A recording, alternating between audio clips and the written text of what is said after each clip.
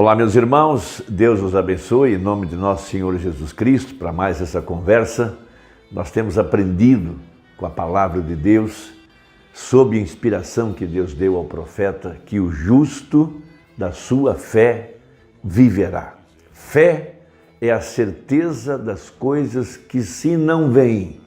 Fé é o que move a Deus, fé é o que traz o poder de Deus. A Bíblia também diz, sem fé é impossível agradar a Deus. E cada promessa da parte de Deus somente se concluirá em nossa vida pela fé.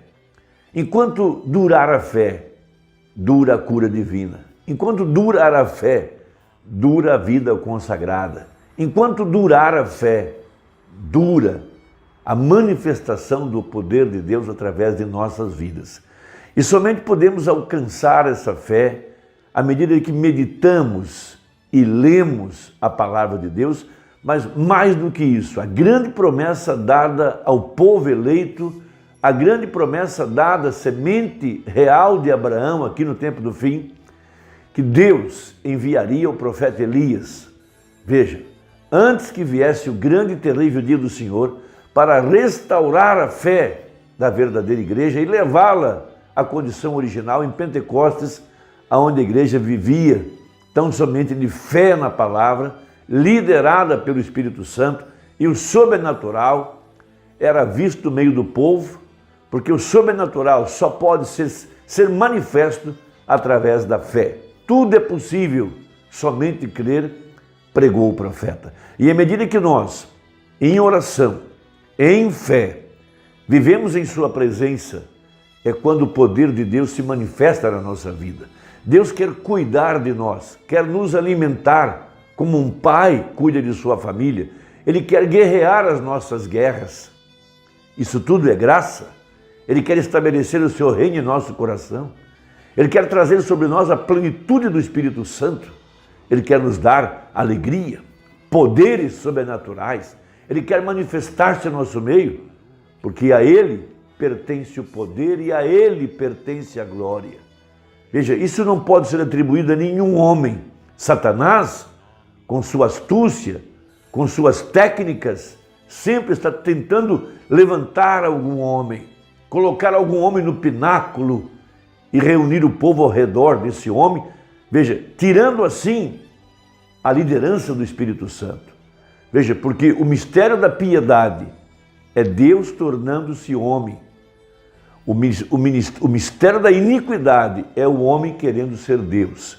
E quando a adoração é direcionada a um homem, não estamos adorando a Deus e sim a Satanás.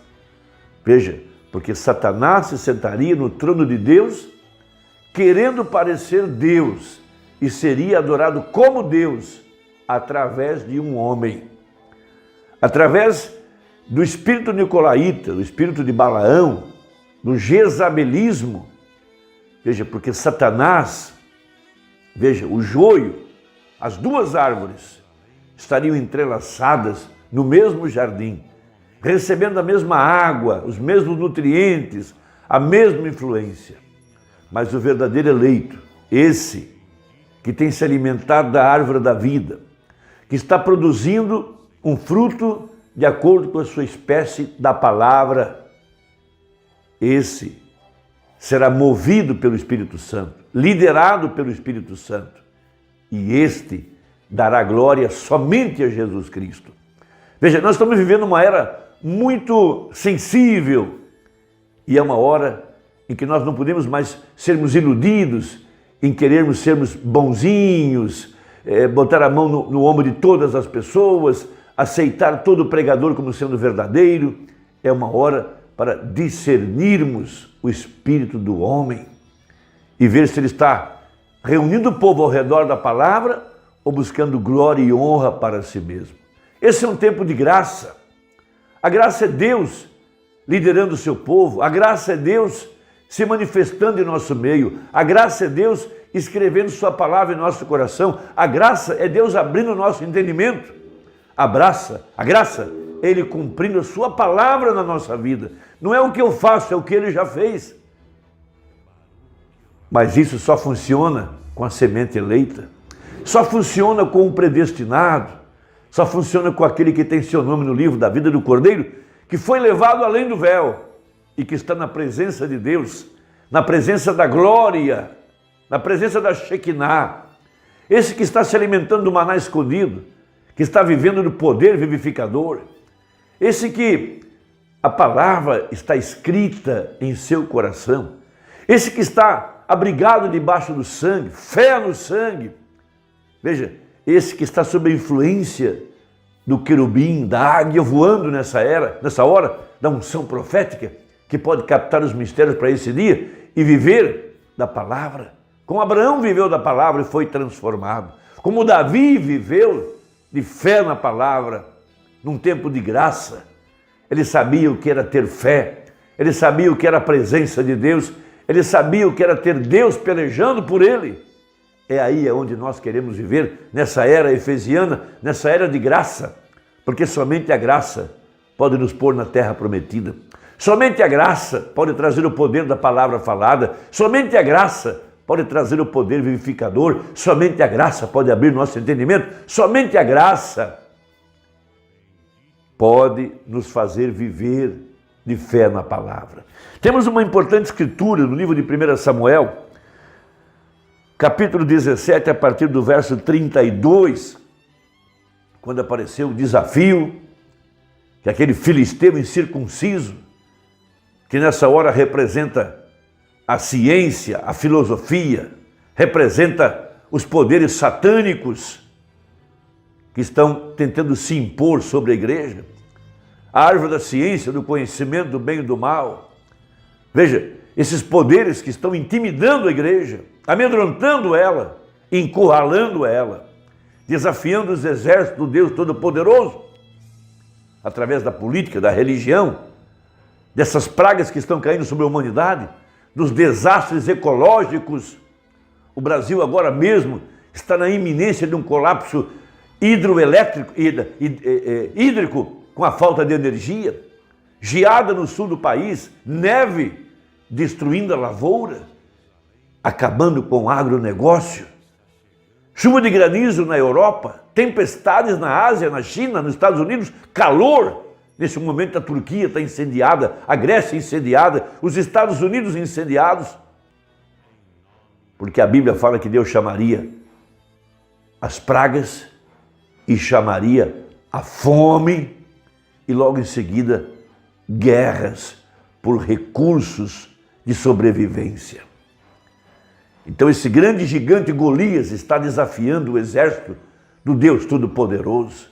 E nessa hora você tem que estar acostumado, treinado a viver em sua presença, estar treinado a ver Deus operando a seu favor, a ver Deus suprindo sua necessidade, te curando, te fortalecendo, te conduzindo, mantendo o seu coração firme, tendo a fé de Jesus nas promessas para esta hora. Então diz a Bíblia, e Davi disse a Saul: não desfaleça o coração de ninguém por causa dele. Teu servo irá e pelejará contra este filisteu. Porém Saul disse a Davi: contra esse filisteu não poderás ir para pelejar com ele, pois tu ainda és moço, e ele, homem de guerra desde a sua mocidade, treinado, armado. Veja, então disse Davi a Saul. Agora veja o que é um homem depender da graça, viver na presença de Deus, conhecer o poder de Deus, conhecer o Deus do Salmo 23, conhecer o Deus de William Branham, o Deus dessa mensagem, o Deus dessa Bíblia. Veja, teu servo apacentava as ovelhas de seu pai, e vinha um leão e um urso, e tomava uma ovelha do rebanho. E eu saí após ele e o feri, e livrei-a da sua boca. E levantando-se ele contra mim, lancei-lhe mão da barba e o feri e o matei. Veja, assim feriu o teu servo leão como o urso, e assim será esse incircunciso filisteu como um deles, porquanto afrontou os exércitos do Deus vivo. Disse mais Davi: o Senhor me livrou da mão do leão e da do urso, ele me livrará da mão desse filisteu. Então disse Saul a Davi: vai-te embora e o Senhor seja contigo.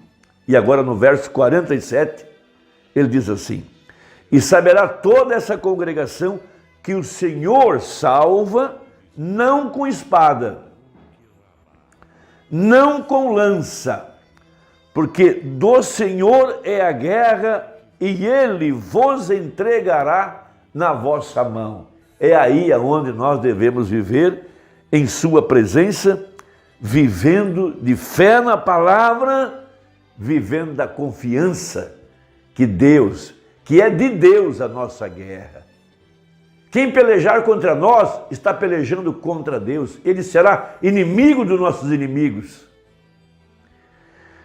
Pregou um profeta uma mensagem chamada Testemunhas. E no parágrafo 45 dessa mensagem, falando desse episódio, diz assim o profeta: após algum tempo esse grande gigante saiu e vangloriou-se exatamente na hora errada. Ele diz: quem virá para lutar conosco? Satanás está levantando seus gigantes nessa hora, intelectuais, políticos, cientistas e todo tipo de filosofia e mentiras. Mas ele desconhece que agora há um povo que sua fé foi restaurada pela mensagem de Malaquias 4, um povo que está vivendo da graça, do poder de Deus. E Davi diz: quem é esse sujeito? Disse: vocês querem me dizer que deixarão esse filisteu incircunciso ali, de pé desafiar os exércitos do Deus vivo? Que tenhamos alguém ali e que testemunhe dos poderes de Deus. Todos eles estavam com medo. Ele disse: eu irei. Disse o profeta: eu gosto dessa coragem. Eu irei. Deixe-me lutar com ele. Ora, ele subiu, eles o levaram até Saul, e Saul disse: bem, o homem é guerreiro desde a sua mocidade, ora, ele tem sido um guerreiro desde a sua juventude, e você não é nada a não ser um jovem. Veja, aleluia, diz o profeta. Eu gosto disso bem aqui. Davi disse: veja, teu servo, disse a Saul, o Senhor me permitiu matar um urso com esta funda. Ele me permitiu tirar um cabritinho da boca de um leão e matá-lo. E eu o agarrei pelas barbas e o tirei dele. Sou uma testemunha. Aleluia. Ele estava em algum lugar, ele tinha visto algo, ele tinha colocado o poder de Deus ao teste e ele era uma testemunha. É isso que a verdadeira igreja deve fazer agora. Ser uma testemunha do poder da cura divina, do poder do sinal, do poder de estar abrigado em Cristo no lugar secreto, do poder dessa mensagem. Isso que precisamos hoje é de mais coragem. Isso mesmo, sim, Senhor. Ele disse: sou testemunha daquilo sobre o qual eu falo. Aleluia. É disso que a igreja do Deus vivo precisa hoje. É de testemunhas que já estiveram em lugares, viram coisas e sabem do que falam. Que já entraram além do véu. Que já experimentaram o poder da palavra, o poder vivificador. Que sabem o que é ter a palavra escrita em seus corações e ter fé na verdade da Escritura.